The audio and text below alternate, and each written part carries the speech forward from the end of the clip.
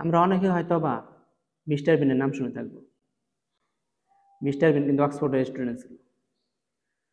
তার ইচ্ছা ছিল সে নাটিকা করবে, আর নাটিকা করার জন্য সে নাট্যকলায় ভর্তি হলো।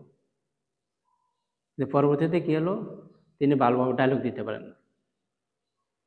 আর যেহেতু তিনি ভালোভাবে ডায়লগ দিতে পারেন না, তাকে বলা হলো, আপনি তো ভালোভাবে ডায়লগ দিতে পারেন না, আপনি কিভাবে নাট্যকার হবেন?